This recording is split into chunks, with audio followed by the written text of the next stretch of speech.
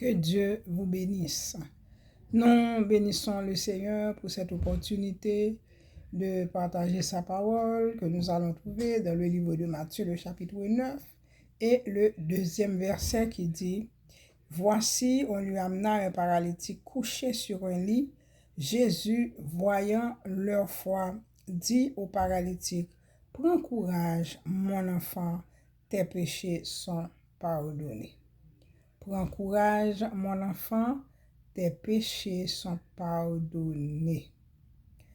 Donc, un homme paralysé qui ne pouvait même pas marcher pour venir vers Jésus, que des hommes ont l'aidé en le transportant pour qu'il arrive auprès de Jésus. Un homme paralysé. Et si nous comprenons bien le verset, dès que le Seigneur voit cet homme, il lui dit « Prends courage ». Donc le Seigneur encourage l'homme. C'est la première chose qu'il a faite. Il a encouragé le monsieur en disant « Prends courage ». Ensuite, il l'appelle « mon enfant ». Et pour terminer, Jésus dit « Tes péchés sont pardonnés ». L'homme est dans le péché et à cause du péché, il est paralysé. Le péché paralyse. Le péché rend malade. Est-ce que c'est avantageux de pécher? Non, il n'est pas avantageux de pécher. Donc, quand est-ce que nous péchons? Nous péchons lorsque nous faisons ce que le Seigneur défend. Lorsque nous transgressons la parole de Dieu, nous péchons. Mais est-ce que le Seigneur nous rejette pour cela? Il ne nous rejette pas. Regarde comment il a accueilli l'homme. Il lui dit, prends courage, mon enfant. Quand est-ce qu'on donne du courage à quelqu'un? C'est lorsqu'il est dans la peine. Oui, le monsieur était dans la peine parce qu'il était paralysé. Il était couché.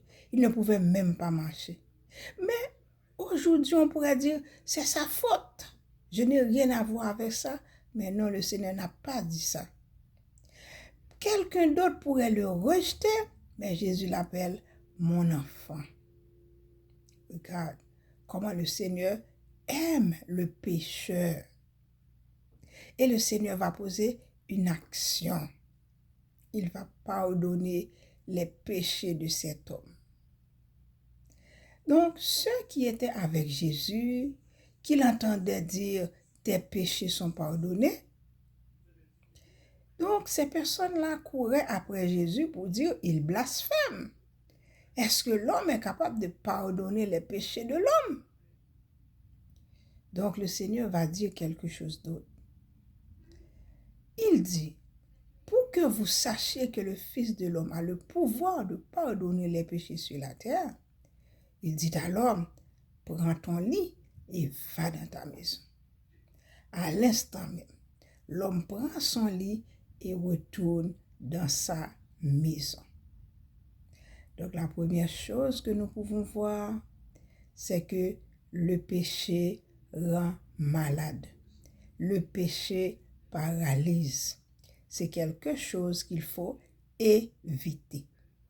En dépit de nos péchés, le Seigneur ne nous rejette pas. Il nous appelle son enfant.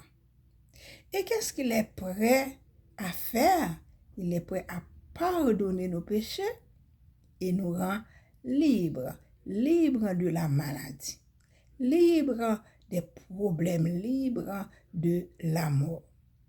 Si vous étiez dans le péché, c'est le moment de demander pardon à Dieu. Non seulement lui demander pardon, mais demander la grâce de passer à autre chose, de mener une vie victorieuse, de mener une vie sans péché. Parce qu'aujourd'hui, le Seigneur est prêt à nous pardonner, mais nous ne devons pas laisser la mort intervenir. Si la mort vient, il n'y aura plus de péché. Et si Jésus revient, il n'y aura plus de pardon. Plus de pardon si on est mort, plus de pardon si le Seigneur revient. C'est pendant qu'il était sur terre qu'il pouvait pardonner les péchés. Aujourd'hui encore, il peut pardonner les péchés. Mais demain, il ne le fera pas. Ce sera trop tard. N'oubliez pas, le péché rend malade. Le péché paralyse. Ne faites pas bon cavalier avec le péché. Lorsque vous le voyez, courez comme faisait Joseph. Que Dieu vous bénisse.